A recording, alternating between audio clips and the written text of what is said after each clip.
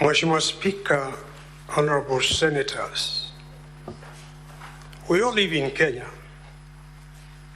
and I would like to make this submission. These gadgets we have here capture every word uttered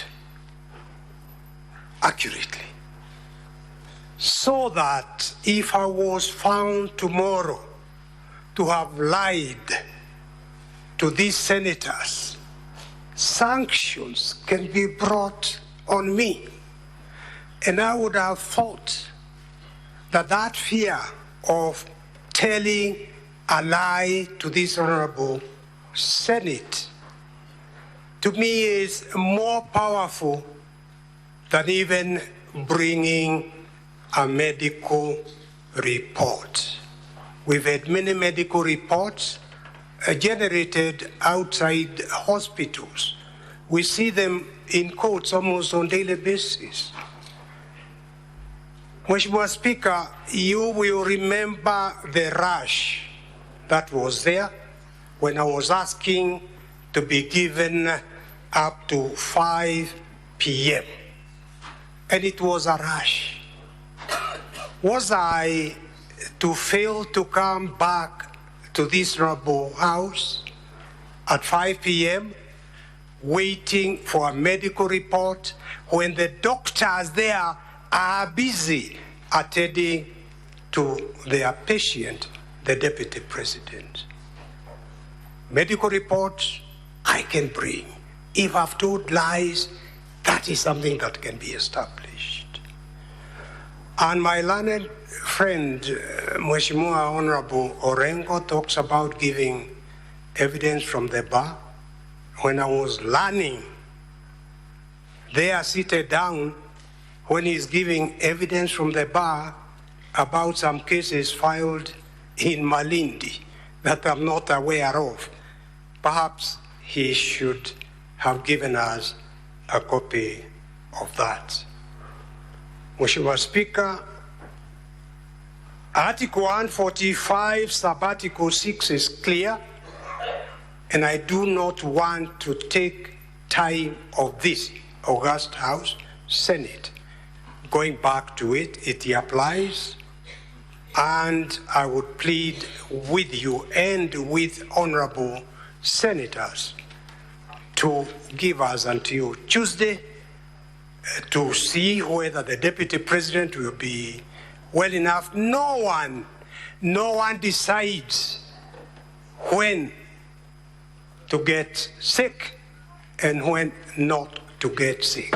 I am sure many honorable senators here will have a story of their shock because of having spent an evening with somebody, then the following day they hear that the person is gone. Yet that person was looking good and healthy. Let's be humane. Let's be compassionate. Tuwe na utu kidogo. Tuesday, the heavens are not falling down to join with the earth. I thank you, Mheshimiwa Speaker. Senior Counsel, Paul Muite. There is a hypothetical question that was raised by Senior Counsel Orengo. Assuming, and it's just an assumption, assuming the Senate is inclined to grant your client up to Tuesday, and by Tuesday, your client is unable to attend Senate, what then will be the way forward? Mheshimiwa Speaker, I would submit the best thing is for this honorable House, honorable Senate, to make a decision on facts rather than assuming what may or may not happen. Point number one. Point number two, Mheshimiwa Speaker, is the importance of honorable senators seeing with their own eyes how a witness with his stands cross-examination.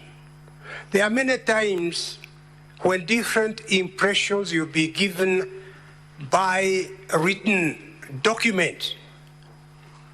And yet, when cross-examination takes place, individuals change their minds. One can only make a decision on whether this witness is believable or not believable when they see his demeanor in person. So there's nothing to replace orality.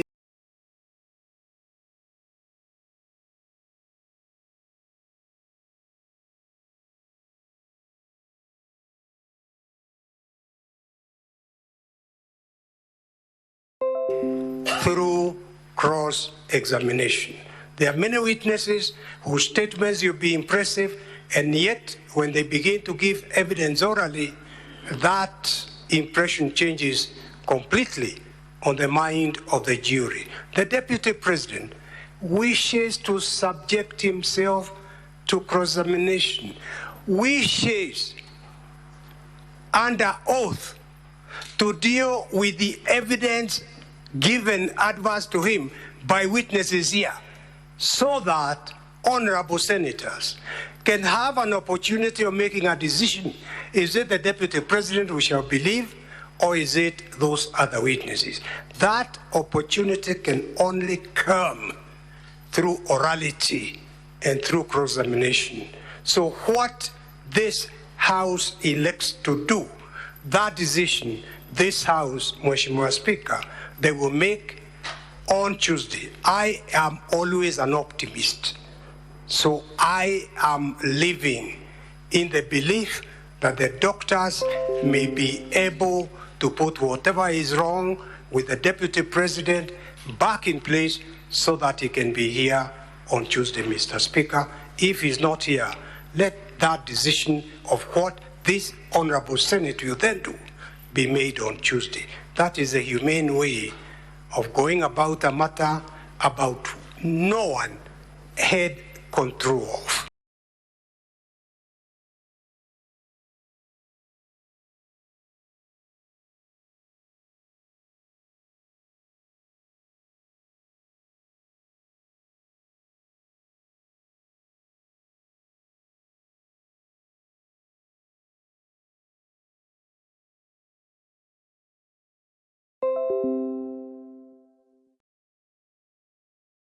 I thank you.